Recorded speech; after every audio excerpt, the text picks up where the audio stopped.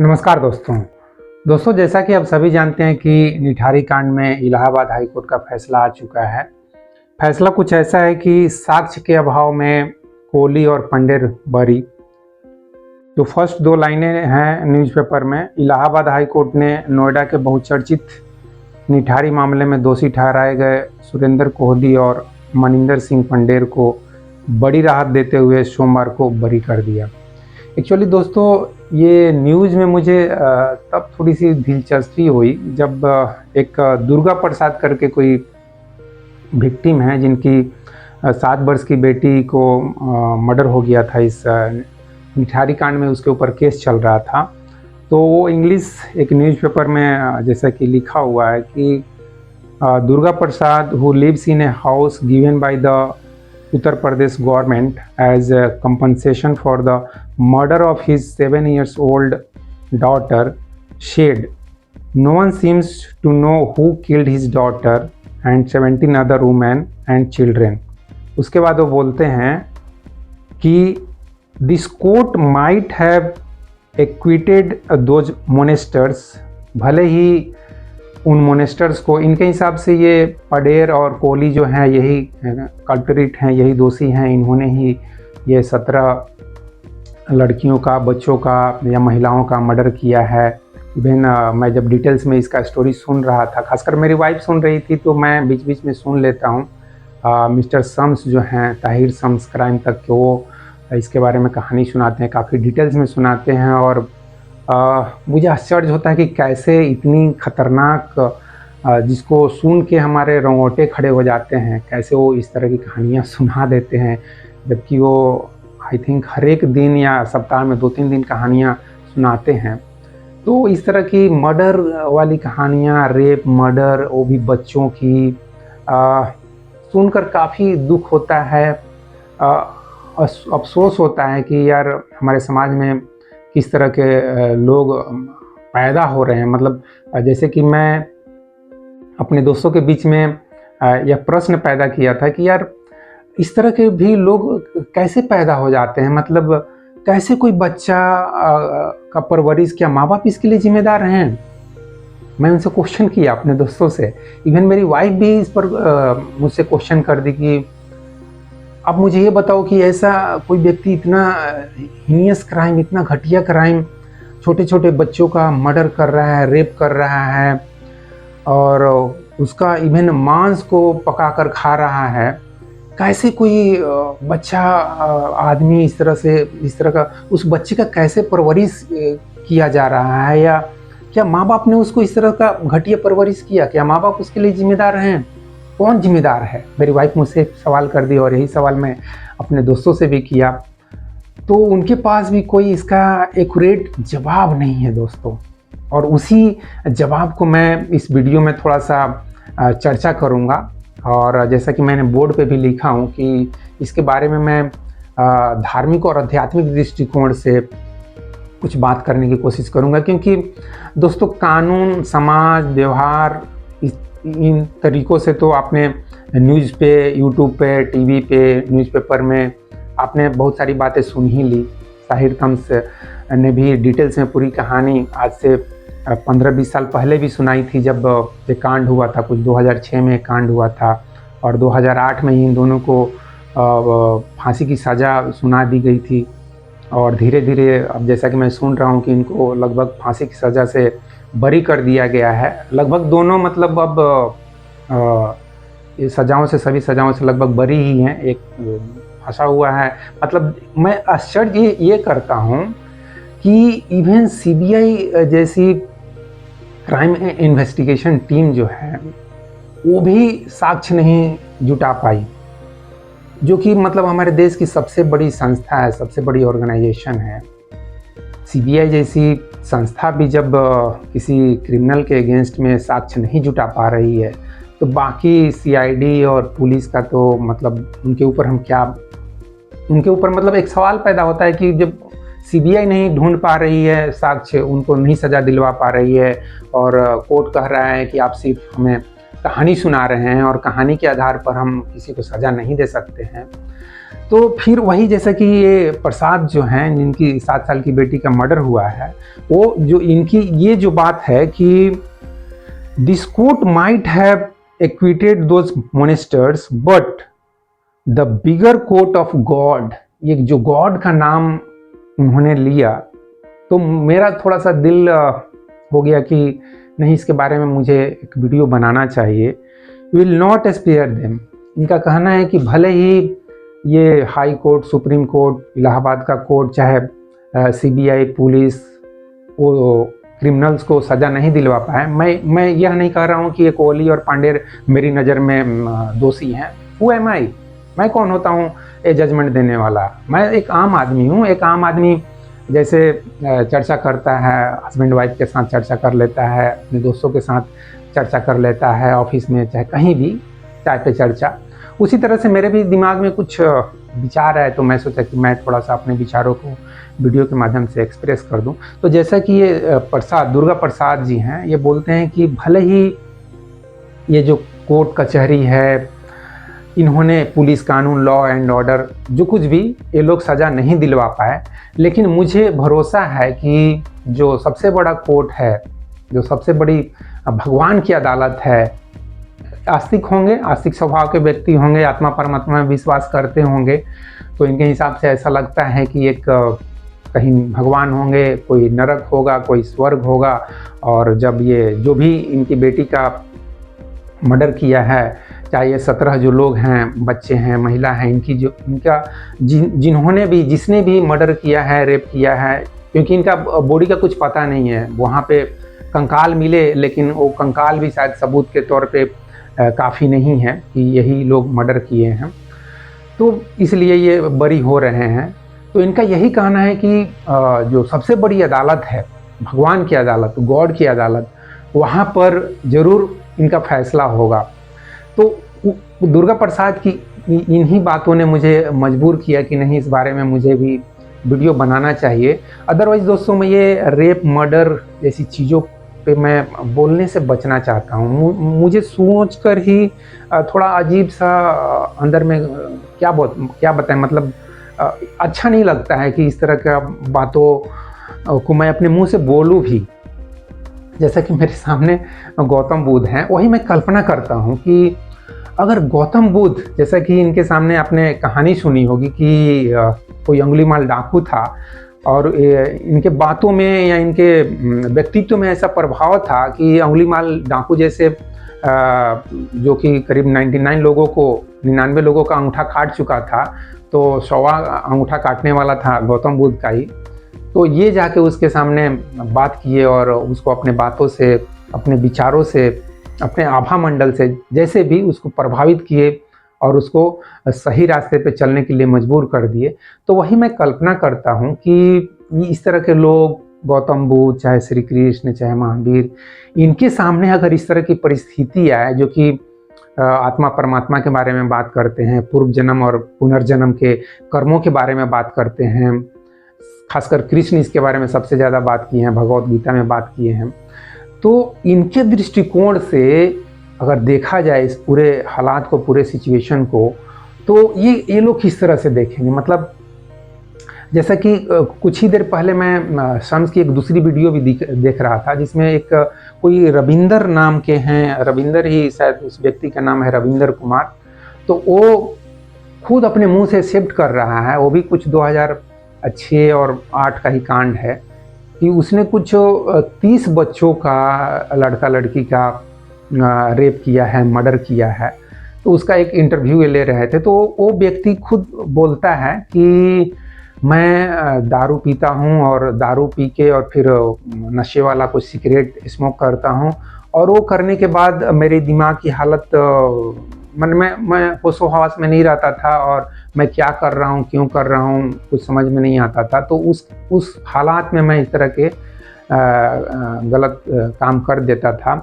और शम्स जब उससे ये सवाल करते हैं कि आप ये बताओ कि कोर्ट और पुलिस जो भी आपको सज़ा देगी, आप खुद अपने लिए क्या सोचते हो, आपको क्या सज़ा मिलनी चाहिए। तो वो बेचारा जब खुद बोलता है कि मैं तो चाहूँगा कि मुझे फांसी की सज़ा दी जाए, और उसके बाद उसकी ये बातें सुनकर मैं थोड़ा सा भावुक हो जाता हूँ कि देखो इसको भी मतलब झूठा ही सही, लेकिन इसको भी थोड़ा कुछ ना कुछ अपने अंदर कहीं ना कहीं उसकी आत्मा में कुछ ना कुछ अफसोस तो हो रहा होगा, तभी तो इस तरह की बातें कर रहा है।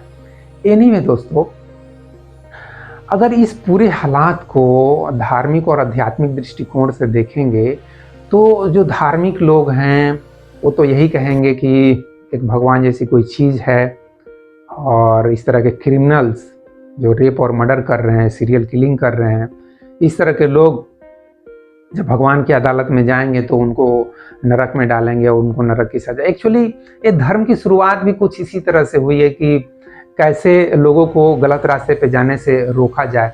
तो धार्मिक लोगों के दिमाग में आया कि इस तरह से हम अगर कुछ नियम कानून बना देते हैं, कुछ धार्मिक नियम कानून धर्म के नाम पे लोगों को कुछ डराते हैं, तो लोग गलत रास्ते पे जाने से बचेंगे। लेकिन फिर भी सवाल यह खड़ा होता है कि कोई भी बच्चा कैसे इस तरह से गलत रास्ते पे चला जाता है? क्या नेचर इस तरह से इस तरह के बच्चों को पैदा कर रहा है? साइंस तो यही कहेगा कि और कौन पैदा कर रहा है? भाई वही स्पर्म ओवम मिलकर जाइगोट बन रहा है, बच्चा पैदा हो रहा है। अब उसके फिर साइंस बात करेगा जेनेटिक इंजीनियरिंग की बातें कि उसके खानदान में कोई होगा इस तरह का मोनेस्टर और उसके जीन्स पीढ़ी दर पीढ़ी यहाँ पर पहुँचा है और इसलिए वो इस तरह का गलत काम कर रहा है। अब दोस्तों साइंस चाहे जैसे भी इसको जस्टिफाई करे, जस्टिफाई क्या कर रहा है, वो एक तरह से एक्सप्लेन कर रहा है कि जेनेटिक इंजीनियरिंग के आधार पे साबित कर रहा है कि पुराने ज़माने में वर्षों पहले, हजारों वर्ष पहले हो सकता है उसके खानदान में इस तरह का कोई राक्षसी या पशु प्रवृत्ति वाला कोई पैदा हुआ होगा। अब ये भी सवाल होता है कि फिर उसको पैदा किसने किया? तो अगेन जवाब तो वही देना पड़ेगा कि नेचर ने पैदा किया, क्योंकि साइंस के हिसाब से जाएंगे तो नेचर ने पैदा किया और कोई जवाब है नहीं साइंस के पास। और धर्म के पास जाएंगे तो वो फिर और उसको दूसरे तरीके से बताने लगे कि एक शैतानी शक्ति होती है। अब अगेन साइंस बोलेगा कि नहीं ये शैतानी शक्ति क्या है, शैतानी शक्ति जैसी कोई चीज़ नहीं है। तो मैं चाहूँगा कि हम साइंस के दृष्टिकोण से ही इस बारे में विचार करें, और मैं बहुत हद तक साइंस के इस जवाब से सहमत भी हूँ कि हम लोग दोस्तों निश्चित रूप से, जैसा कि अध्यात्म कहता है कि हम अंधकार से प्रकाश की तरफ जा रहे हैं, तो इस बात में सच्चाई है कि हम पशु से आदमी बन रहे हैं, हम पशु से आदमी की तरफ यात्रा कर रहे हैं, हम एनिमल से ह्यूमन बीइंग की तरफ जर्नी कर रहे हैं। और जो लोग ह्यूमन बीइंग बन चुके हैं या परफेक्ट ह्यूमन बीइंग जिनको हम बोल सकते हैं, उस तरह के लोगों में हम लोग चाहे गौतम बुद्ध को रख सकते हैं, महावीर को रख सकते हैं, या जो कुछ भी लाइक जीसस को रख सकते हैं। मतलब जो लोग पशुता से, हिंसा से दूर जा चुके हैं, जिनको मतलब हिंसा से बिल्कुल ही इतने सेंसिटिव हो चुके हैं कि दूसरा व्यक्ति अगर हिंसा कर भी रहा है तो ये खुद आहत हो जाते हैं, अपने अंदर काफ़ी पीड़ा महसूस करते हैं, बेचैन हो जाते हैं रोकने के लिए कि कैसे इस व्यक्ति को हिंसा करने से रोका जाए, कैसे इसको मोटिवेट किया जाए। और जैसा कि गौतम बुद्ध चाहे महावीर, इस तरह के लोग ध्यान की बातें करते हैं कि अगर हम ध्यान करते हैं तो हमारे अंदर जो बुरे विचार हैं, जो बुरे कर्म करने की भावना है, हमारे अंदर जो नेगेटिविटी है, जो नेगेटिव इमोशंस हैं, नेगेटिव थॉट्स हैं, चाहे वो डिप्रेशन के हों, चाहे स्ट्रेस के हों, चाहे इस तरह के जो कुछ भी, वो ध्यान करने से हमारे अंदर से उस तरह के बुरे विचार, बुरे भाव निकलते हैं।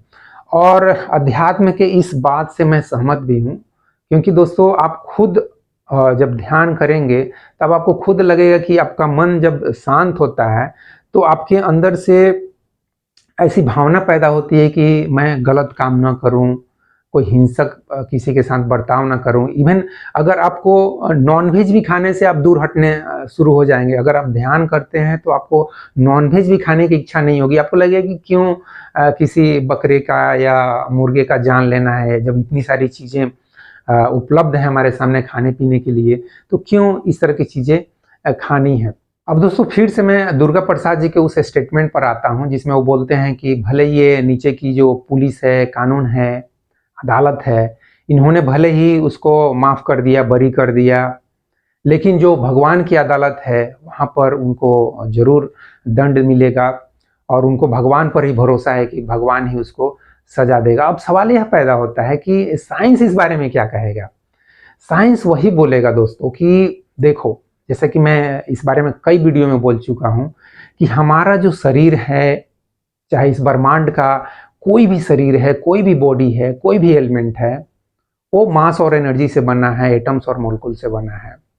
और एटम्स और मॉलिक्यूल्स के जो पार्टिकल हैं, इलेक्ट्रॉन, प्रोटॉन, न्यूट्रॉन हैं, चाहे एनर्जी पार्टिकल है, वो अगर आप साइंस के दृष्टिकोण से समझोगे ना, तो एक एक चीज का नेचर हिसाब रखता है।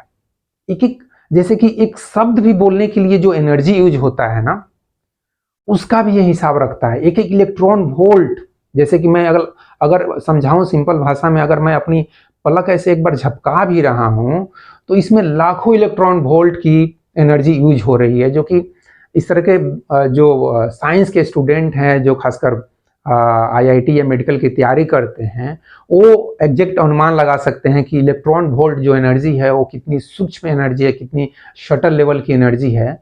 तो मैं यह कहना चाहता हूं दोस्तों कि जो नेचर है वो तो निश्चित रूप से, भले ही सीबीआई, आईबी, चाहे दुनिया की कोई भी अदालत, दुनिया की कोई भी पुलिस, दुनिया का कोई भी लॉ एंड ऑर्डर साक्ष्य न जुटा पाए किसी कल्प्रिट को, किसी इस तरह के व्यक्ति को जो कि रेप और मर्डर कर रहा है, उसको भले ही सजा न दिलवा पाए, जैसा कि इस केस में भी अदालत बोल रही है कि सीबीआई ने पुख्ता सबूत नहीं जुटा पाए और इसलिए मैं इनको बरी करने का आदेश देता हूं।